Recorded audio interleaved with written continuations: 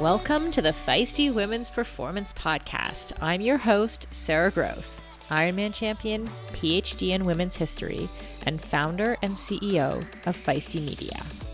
I started this show because I wanted to cut through the BS of diet culture and fitness culture and actually learn from high-achieving women at the top of their game who have figured out how to feel and perform their best at every stage of life.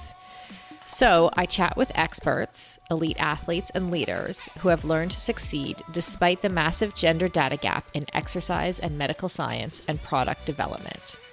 Every episode is filled with information, advice, and anecdotes that will help you fulfill your potential as an athlete, mom, leader, or business owner. And listen up. If you don't subscribe to our Women's Performance newsletter, you are definitely missing out. It's totally free. So head over to womensperformance.com and subscribe now. That's womensperformance.com. This podcast is a production of Feisty Media.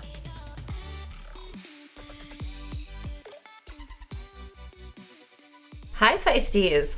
I've noticed that we have some new listeners these past few weeks, and I just want to say welcome and thank you for being here. I hope that you will find these episodes helpful, either in a way that directly supports your physical and mental health or your journey of ongoing learning and growth.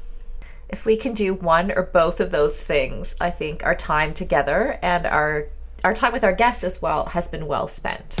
I also want to say, if anyone has suggestions for guests or topics that you'd like covered here, please send them my way by emailing me directly at Sara, S-A-R-A, no H, at livefeisty.com. I have two producers for the show. They are called Millie and Carrie, and one of them will make sure that we get that email address in the show notes so that you can reach me if you do have suggestions. Okay, so we have a fun episode this week. My guest is a pool freediver from Australia called Jordy Duncan. Jordy is a 4-time national Australian record holder and was Australian national freediving champion in 2022. So she knows what she's doing underwater. I've always had this fascination with freediving, partially just because holding your breath for as long as they do is insane, and I wanted to understand how they do it. And also because I kind of had an assumption that freediving must provide some sense of calm and control over oneself, and that there must be a meditative aspect to the sport, and I was super curious about that. Jordy unpacks this for us and is also very open about what freediving does for her mental health and how her love for the sport helped her overcome a severe eating disorder and alcoholism. I hope that you all will find her story relatable. I certainly did. In particular, the way that sport functions in her life as an outlet to help her calm her what sounds like an extremely active mind. I found Jordy through one of our longtime Feisty partners, Orca Sportswear, and I just wanted to take a minute to thank them as well. Orca first approached me at the Ironman World Championships in Kona in 2018 because they were launching some new women's lines and wanted to make sure they were getting things right for the actual female athletes. Orca makes wetsuits and other swim gear across all kinds of different sports, from triathlon, surfing, open water swimming, and freediving. And I know that one of their goals is not just to shrink the men's designs and call them women's, but to really do the proper research and development to make sure their women's suits are for women. So big shout out and appreciation to Orca. So thanks again for being here, and let's chat with Jordy.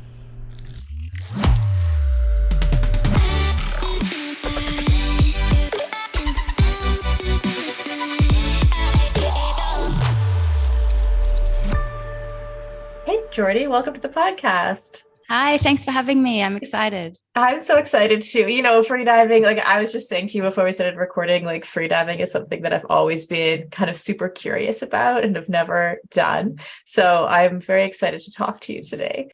Yeah. If I'm perfectly honest, I had never even heard of freediving until 2.5 years ago. So, oh, wow. The fact that you've heard about it and you know about it, it's good. Cool. Okay. Well, we can learn together then. So for our audience, what is freediving? So I guess when people think of freediving, they first think about either like a platform over a pool diving, or their mind immediately goes to the ocean depth. But freediving is actually just simply being underwater, holding your breath without a breathing apparatus. Mm-hmm. So that could be in the ocean or in the pool. And I guess there are two main types of freediving. There is depth. Uh-huh. And then there's pool, which is either for distance, so the number of laps you can do in a pool on one breath, or for time, so you're basically still floating on the surface, face down, holding your breath. I see. And you do the pool versions, am I right? I do, yeah. At the moment, Australia doesn't have the best conditions for training depth, and it's quite challenging to be able to train and compete in both. There's a few elite athletes now that are doing both, and they're at the top of both. But yeah, in Australia, we just don't have that depth. We've got sharks. We've got not great visibility. You don't want to go down there. No. Hilarious. Okay, so how did you figure out you were good at this? I mean, were you a swimmer who just kind of realized that you could hold your breath for a long time? Like, what's your story? Yeah, so I was a competitive swimmer when I was younger, up until I was 15. And then I quit, and I was so burnt out. And I really resented the pool that I didn't swim another lap for about 15 years. Mm-hmm. And then just after my 30th birthday, I don't know what it was at that point in time, but I felt like it was time to get back in the water. I felt like I wasn't holding on to that stuff anymore. And so I got back in the pool and started swimming, just recreationally. I was just going to ask, as you were talking there, and we'll go back to, what you were saying, but you said let go of that stuff. Was that kind of like some baggage from swimming? Yeah. So I guess swimming for me, like I was a swimmer. That's who I felt that I was, and that's what people knew me as. And then when I quit, I was at a really vulnerable age, 15, female, and I lost my sense of identity.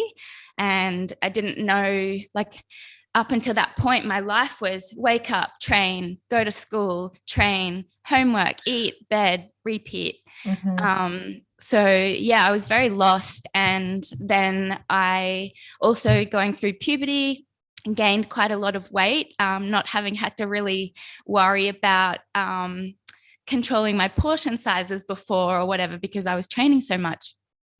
So from then I started developing disordered eating patterns, anxiety, just really low self-esteem, all of that stuff. And so from about 20 to 30, I would say, I struggled with quite severe bulimia, and I was drinking a lot, like every day. Mm. So yeah, a lot of stuff. And I blamed swimming, I guess, and the pool on those things. As an adult now, I can, rationalize, and, I know that it's got to do with my personality type, my genes, the environment I grew up in, the people I had around me, all sorts of different things. But when I was going through that time, it was swimming that caused that for me. Well, yeah, and we're off script here, but I like that. We talk a lot about that on this podcast, because I think like almost all of our guests who are athletes have had some kind of, and myself included, have had some kind of like disordered eating disorder along the way to being an elite athlete, or like you said, like after being an elite athlete. Yeah, so you were saying that you found but sometimes sport can help us like find our way back or whatever. Is that what freediving did for you? Absolutely. Like, I would even go as far as to say that it's been a lifeline for me. So how I found out about freediving, I went on a date with a guy, and we both figured out we had a lot in common, both from Townsville, both swimmers by background. And I'd just done a scuba diving certification.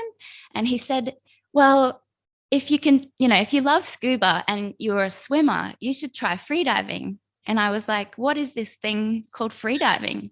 And it turned out that he has a business, a freediving school. So I did a course with my stepdad, and I loved it. So you do one day in the pool and then one day in the ocean.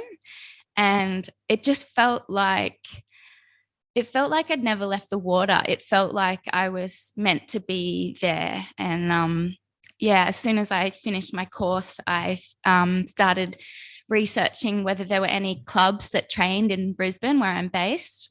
And there's 2. So I joined both. I'm a dual member. And the rest is history, I guess you could say. Yeah. Do you find that the culture of freediving, in those clubs that you joined at that time, are they pretty inclusive, or was there less pressure there than you felt when you were swimming as a young person?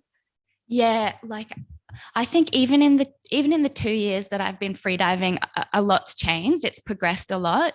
But definitely when I started, I would say it was almost like a hack sport. Like there were maybe 1 or 2 Aussie freedivers who had been doing freediving for a long time, one in particular, and she's very good at it. But other than that, people just kind of would come and go at training or didn't. And still, people are still working out what the best training routine is for freediving performance. But yeah, definitely, like we don't have a coach on the side, go, or, on your back, which I actually think would be a good thing for me. I think it'd be a good motivation to have someone, pushing me. But yeah, as I was reading a little more about freediving this morning, one of the things that kept coming up was around mental health and how it's something that people tend to do for their mental health. Have you found that there's a connection there? And what do you think that is? Yeah, for sure. So people freedive for a lot of different reasons. So there's the competitive side of things. Then there's like those who enjoy the ocean and want to dive to see the marine life.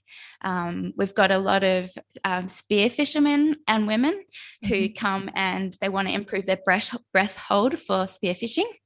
And then there's those that do it for the relaxation and the mental benefits side of things. And I definitely think for me personally, so I don't know, you might notice, but I'm pretty fast paced.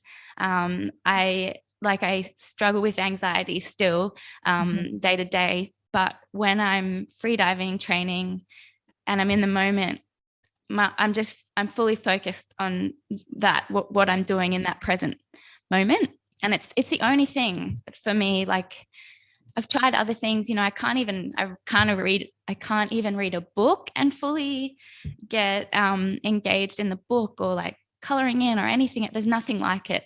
I love that. I bet it could help so many people. I started doing cold therapy, cold immersion. And I find, there must be some, I'm going to ask about your training in a minute, but I find that has the same overlap for me. It's like and with cold therapy, I was listening to a podcast this morning where it was Andrew Huberman who was saying that like, actually it's, you know who I mean? I love that. Yeah, he's great. Yeah, amazing. And like he was saying how some of it is just about the putting yourself in a situation where you're uncomfortable for longer and longer periods of time. And I can imagine, like I saw on your Instagram, for example, that you can hold your breath for 6 minutes.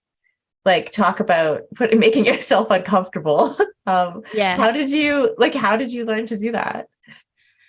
I think so. I guess I started at a pretty good point. I think in my course, I did a 4-minute breath hold and the instructor stopped me then because it's a beginner course. So you're not allowed to do any longer than that. So I guess I was starting swimming background was helpful. And then I don't know. I remember so static apnea was the discipline that I first started. And that's the one where you're still and you're floating face down for time.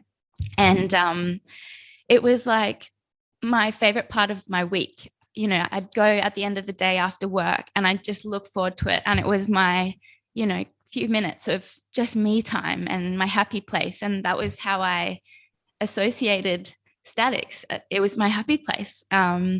And then I guess I just you train for it, right? There's training CO2 tolerance and then there's O2 tolerance, and you can train for both. It's a little bit different. So I was fortunate that I could, when I was very new, I started training with a partners that had been freediving for a little while, and they had a program. So I kind of jumped on the back of that. This is before I got my own coach. But I did struggle at the start. I would say in my first year of freediving, coming from a swimming mindset where you push and you push and you push until you got nothing left. So in my mind, I knew that physically my muscles had the ability to do this distance that I wanted to do. And, you know, like I could do it in training or like the time that I wanted to do. But then because I was still struggling with bulimia at the time as well. And freediving, you can't just, it's not just your body that you've got to rest, but your nervous system and your mind. So I learnt the hard way. I had a couple of blackouts in competitions early on. And yeah, I realized pretty quickly that if I wasn't healthy and didn't get my health on track, then I wasn't going to be able to perform to the best of my ability in freediving. And it was really frustrating and upsetting for me because quite often I'd be doing these times and distances in training where I was, I guess, more relaxed, and then come to a competition environment where I had this heightened level of stress and anxiety. So yeah, I had to change my my lifestyle. Wow. Okay. So you just said there you blacked out a couple times. And is that, and I can totally see the connection there between like under eating, bulimia, the alcohol, like you said. How did you overcome that bulimia? How did you, or did you? Yeah. So like I would say I say recovery from eating disorders is possible, but I'm not sure that the neural pathways ever go away. So what I mean by that is like it's always an option. Whereas for someone who's never struggled with an eating disorder or any kind of addiction, I would compare it to when they're in a stressful situation or whatever it is, they have a default to go to do something else that is not take drugs, alcohol, or restrict eating or overeat and then get rid of it kind of thing. So I guess the turning point for me was these consecutive blackouts that I was having. And I loved freediving so much, and I really wanted to see what my potential was, but I knew, and I had people around me, you know, worried, and my family. So my family saw my first blackout at a competition and they were mortified. They couldn't understand why I would want to do this sport. And also my coach, Samo Urenko, he knew from the beginning when he took me on that I was struggling with this. And he's the best thing that I did. He is just so strict on like my rest. I have to have 2 rest days and that's non-negotiable. And like he's always reminding me about getting enough sleep and eating healthy is the most important thing. And then I guess the key thing that changed for me, or like an opportunity that I was given, was my mum and my stepdad offered for me to move in with them for a couple of weeks because I was moving into a new apartment with a friend in like a month's time. And we knew how difficult that was going to be for me, going from the lifestyle that I had to living with someone else and either continuing that lifestyle or trying on my own to break the cycle. So yeah, those few weeks with my mum and my stepdad were like, I just can't thank them enough. Just having people there, just having that support. And I think the 3rd day was like the toughest day, and I had headaches. And just, yeah, they were there and they were cooking me healthy meals, and it really broke that cycle for me. Wow. Okay. So having other people that care about you around you, helping break the cycle. You mentioned earlier about rewiring the neural pathways. Like, are there things that you would actively do to try to create new neural pathways or healthier ones?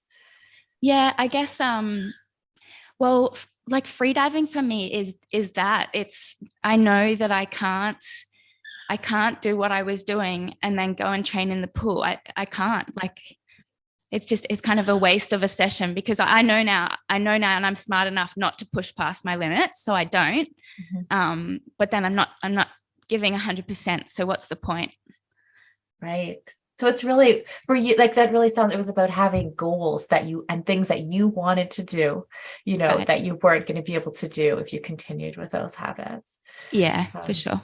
That's fantastic. What is, what does the training actually look like for freediving? I know you're a pool free diver, and I read a bit about like some of the elite athletes, what their training looks like. It's quite impressive. What does your training look like? So yeah, it's like a combination of gym and pool training. As I said, I'm training only 5 days a week with the 2 rest days, and then like the number of sessions that I'm doing and the kind of split between pool and gym depends on, I guess, how far out from a competition or a peak period. So that split will depend on that. I mentioned before also like CO2 and O2 training. So the training for to build up your CO2 tolerance is like a lot of short rest stuff.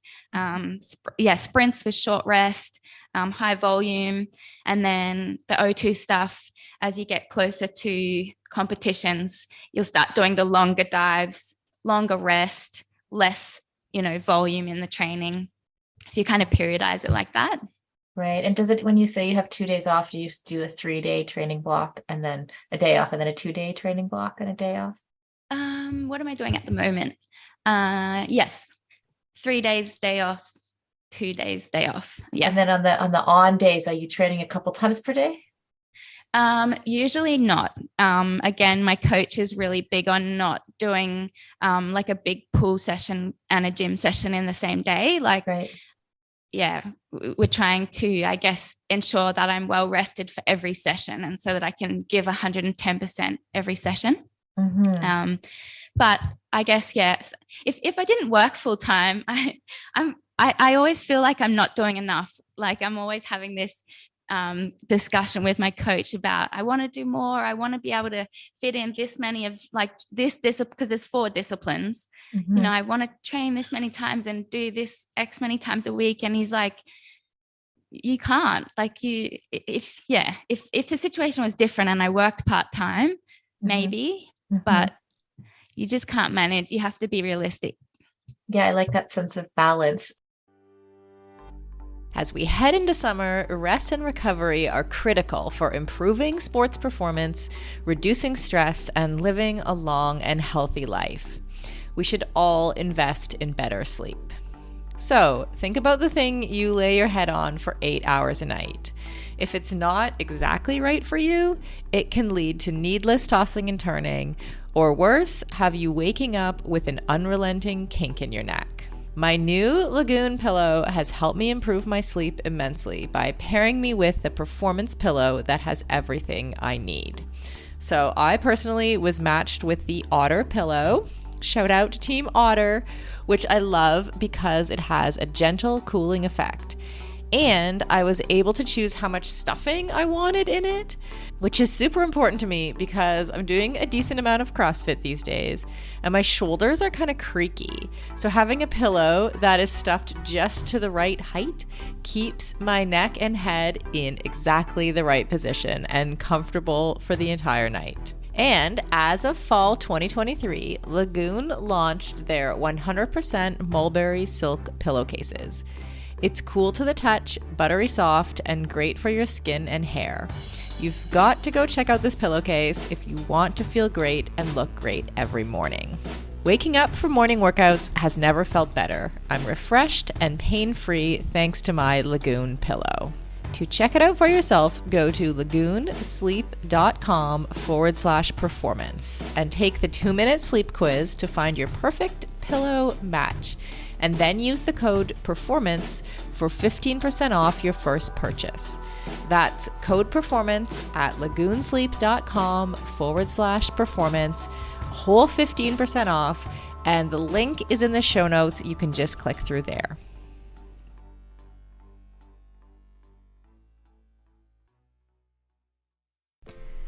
Endurance sports should be accessible to everyone, right?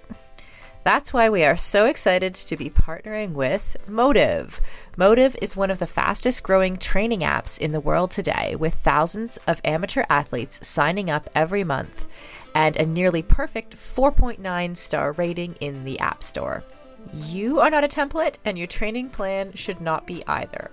Prepare for running races, triathlons, cycling events, duathlons, or swim runs, however your season schedule shapes up, and get training written by some of the best coaches in the world in each discipline who know what it takes to help amateur athletes reach their goal on race day. The app takes the training written by those experts and then creates the most optimal training plan for your schedule, abilities, and goals.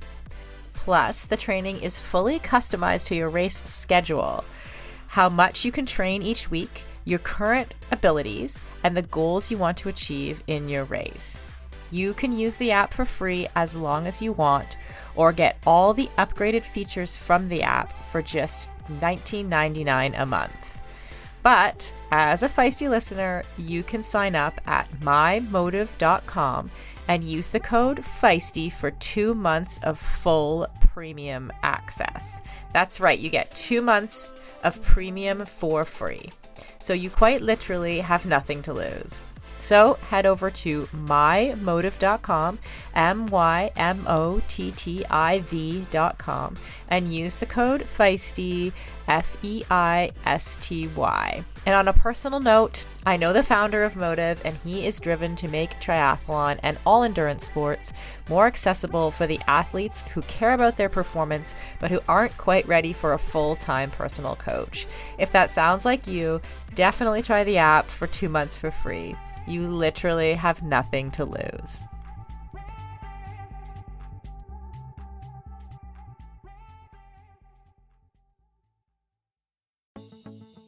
Building muscle can be tough, and gains can be so slow, even for those of us who do a lot of strength training. As an ex-endurance athlete who is now in perimenopause, I know this all too well. It can be frustrating to put in the time in the gym and not see the results I'm looking for. That's why it's super important to take the right supplements at the right time. One of those supplements is essential amino acids, which are needed to trigger muscle protein synthesis. Muscle protein synthesis happens when you eat high-quality protein, like eggs or whey. And by supplementing with additional essential amino acids, you can make sure you are getting the full benefit of your training sessions. Targeted essential amino acid formulas can be up to 4 times more effective than just eating protein. I've been taking amino acids for almost a year, and in combination with eating quality protein and a couple other supplements, I have managed to turn the tides on age-related muscle loss, which starts at 30 for women, by the way, and I have continued to make strength gains as I head towards 50. AminoCo has been a long-time sponsor of Feisty Media and has supported all of our brands and podcasts over the years. I recommend starting with AminoCo Perform, and you can grab some at aminoco.com/performance. If you enter the code PERFORMANCE, you will save 30% and receive a free gift if it is your first purchase. Give it a try and let me know how it goes. That's aminoco.com/performance and use the code PERFORMANCE to save 30%.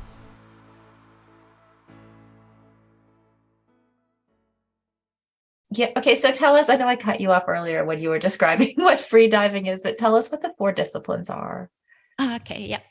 Yeah. So 4 disciplines in pool, 4 disciplines in depth as well, really.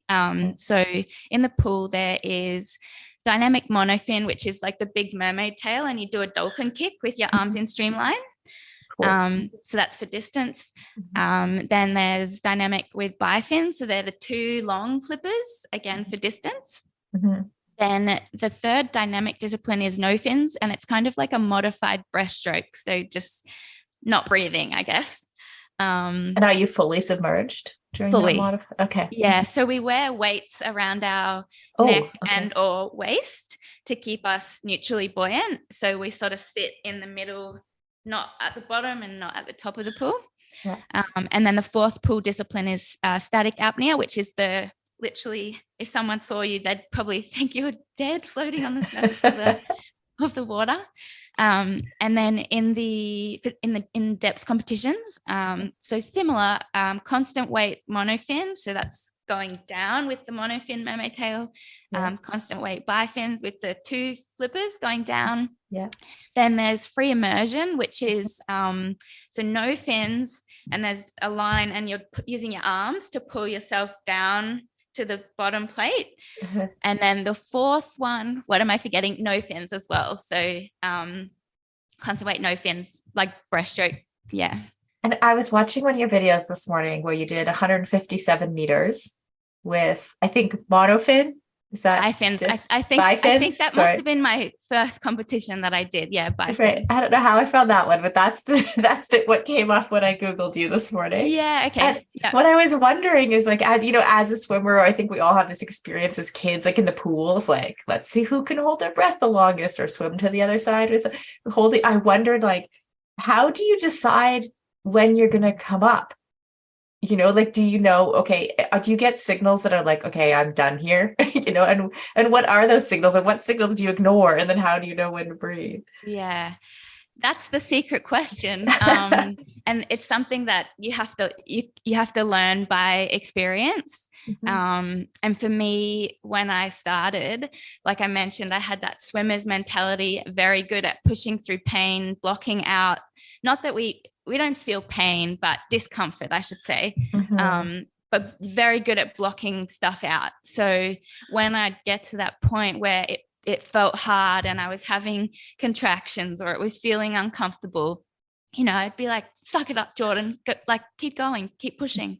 Mm-hmm. And you can't. That's how it ends in a blackout. So you have to really tune in, is the only way I can explain it. And when I was trying to learn what my signals were and my signs to come up, I had to, at the beginning of my dive, I had to say to myself, all right, Jordan, you've got to tune in. You need to feel everything. You need to feel all the discomfort and feel everything so that you know when you need to come up. And it's different for each freediver. Like, some people talk about getting tunnel vision.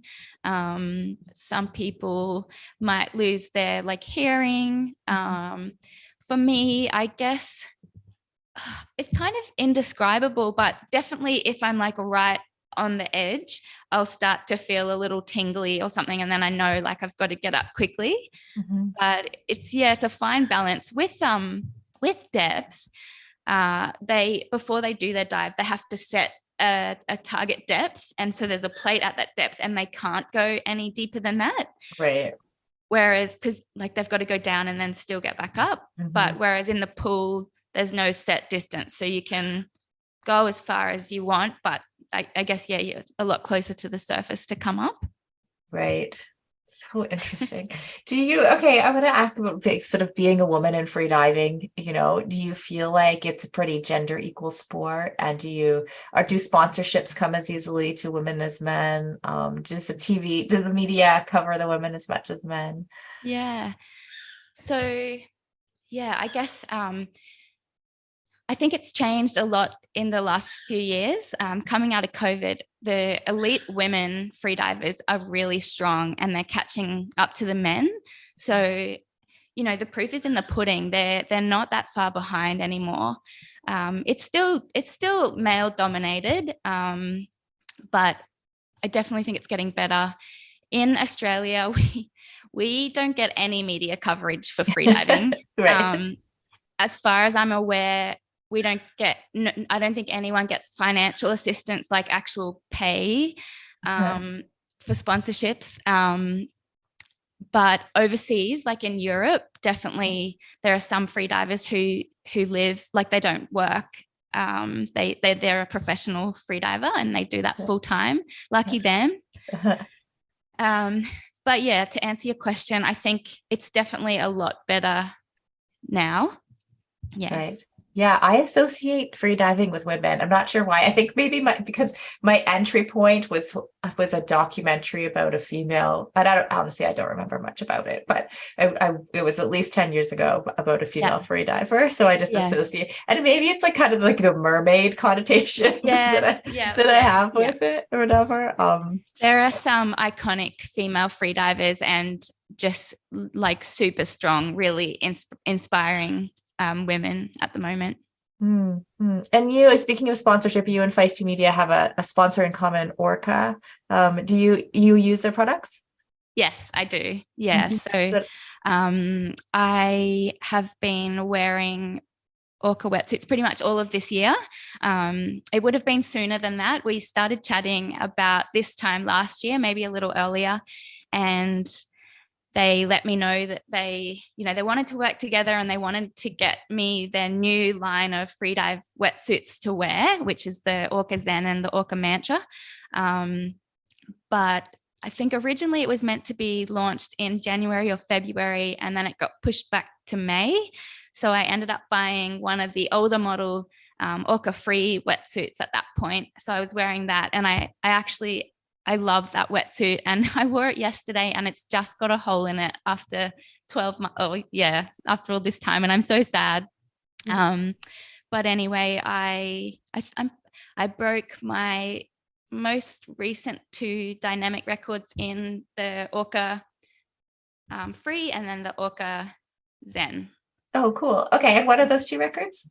So the first one was dynamic monofin, so 209 meters. Wow. And Okay. then the second one was dynamic bifins, 200 meters. So monofins typically people can do a little bit further, it's a bit quicker. Wow, I can't even imagine that with any fin.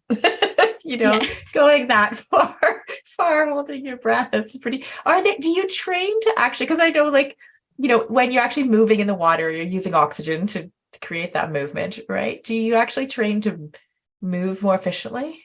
Yeah. So this is an interesting question because obviously if you have nice technique, it uses less energy. But I try and have this conversation with my coach all the time because I want to have perfect technique. My coach says, no, your technique's good, it's beautiful. And he says, because we're not moving fast, we're going slow, technique doesn't matter so much. So yeah, it's an interesting one, but I would rather have beautiful technique. Yeah, no, it's something that I think about when I'm just thinking of the last time I did a hold your breath competition with a friend at the pool. I'm thinking like the only thing I was thinking about was like how efficient I am doing my whatever underwater thing I was doing to try to get to the other side. Yeah, and I guess I wouldn't call it technique per se with the static discipline, but definitely like the more relaxed you are, the longer you're going to be able to hold your breath. Okay. And so for our audience, what are some of the things that you've learned through freediving that you apply in your everyday life and that you would suggest for others? I guess it sounds really cliche, but for me is just being more in the present moment, just being here right now. What do you feel? What's around you? Not thinking about rushing to get to work, what's next, that kind of thing. I think also, and I definitely don't make enough time, or not any time really, but the power of the breath, just slow breathing, and it slows your heart rate. And the interesting thing that I've found is before a competition dive, if I'm nervous, which I'm always nervous, and my heart could be pounding and going 100 miles an hour, but if I can control my breathing and keep that kind of normal, then it doesn't really affect my dive that much. That's interesting how like loads of things come back to breathing, right? Yes, exactly. If we can breathe well and center ourselves, then it can help with so many things. Yeah. Freediving has given me a lot. It's given me a lot of joy. It's, given me my health back and the people that I've met. And like-minded people all over the world who share this common passion, and generally most people are pretty supportive. It's really nice community. Mm-hmm. Yeah. And how do you decide what your next goals are? Oh, this is a tough one for next year, for 2023. For the last 2 years, so every year at the end of the year, I write down my goals for the next year for freediving and otherwise. And for my first 2 years of freediving, I kind of knew what I wanted to achieve, but for 2023, I don't really have specific distances or times in mind. I just want to better myself. But my big goal is to go to Pool World Championships in June. I was invited to go this year in 2022. I finished in the top 10 in the bifins discipline, but I couldn't really afford to go. And at the time, COVID was still a bit uncertain. There were a few reasons, but it was mostly financial, I guess. So I'm really hoping that I can get a financial sponsor to help me get to Pool World Championships 2023. It's in South Korea. Oh, wow. Yeah. Cool. How competitive are the World Championships? Like, how many people will be there in each of the categories, and how do you qualify? It's getting bigger. I wish I had a figure. So in October, I had the opportunity to go to Turkey, and commentate the Depth World Championships there. And they had 140 athletes, which was the largest ever Depth World Championship. Wow. Mm-hmm. Pool, there's more. Pool's a bigger competition. And in regard to qualifying, each country kind of has their own criteria, I guess. Mm-hmm. And I actually spoke about this the other day. But so, for example, Italy, their qualifier is that athletes have to do 90% or more of the world record. So they only take the most elite. Like no one in Australia would qualify under that criteria. Uh-huh.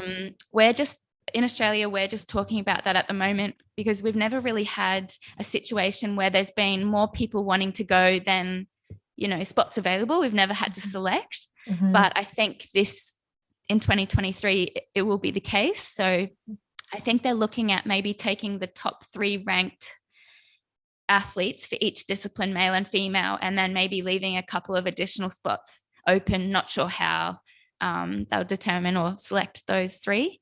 Mm-hmm. But yeah, all different sort of criteria across the world. Right. Amazing. Well, thank you, Jordan. I just want to wish you good luck for everything in 2023. And thank you for sharing your story with bulimia and how you worked your way out of that. Really appreciate it and appreciate you. So thank you. Thank you so much for having me, Sara.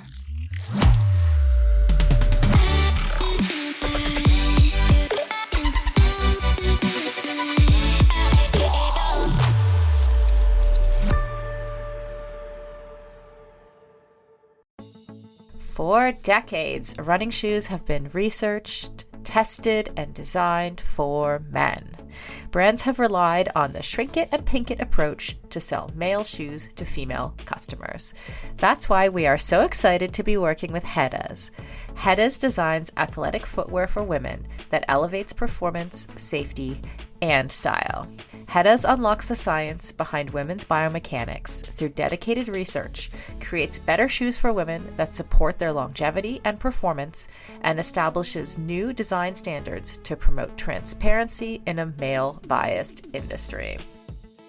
Hedas have a lower ankle collar to reduce rubbing, a breathable mesh toe box to allow for ventilation and to allow for female toe shape, a special kind of plate in the midsole to keep tired legs going, a narrow heel cup to reduce heel slippage and take the pressure off our Achilles, and a rounded instep to create a snug fit. Hedas has 3 shoe models designed for different sessions: the Alma Cruise for long runs, the Alma Tempo for training days, and the Alma Speed for pushing the pace. I've personally been running in the Alma Cruise and I love them. It's the shoe I always wanted and never knew I needed. The fit is perfect in every way. You can get your own pair of Hedas at heades.com and use the code Feisty20 for 20% off. That's Feisty20 at heades.com, and it will all be in the show notes. As a lifelong runner and triathlete turned CrossFitter, I am stoked to announce that the athletic eyewear brand Tifosi Optics has joined us as a partner here at Feisty Media. Tifosi sports glasses hit all the marks for athletes. They're shatterproof polybicarbonate, so the lenses not only reduce glare, but also offer scratch resistance, which I 100% need. They stay in place when you are moving. The hydrophilic rubber nose pads actually get more grippy the more you sweat, so they are secure and don't slide down your face even when you're running in hot conditions. No matter what sport you do, Tifosi has shades for you. Whether you love tennis, fishing, pickleball, running, cycling, or just hanging out on the beach. They are super reasonably priced, which I love, so I can have multiple pairs that go with any outfit. And of course, Feisty listeners get a special discount. So head on over to tifosioptics.com and use the code FM20. FM as in Feisty Media to get 20% off your order. That's FM20 at tifosioptics.com. I'll put a link in the show notes to make it easy for you.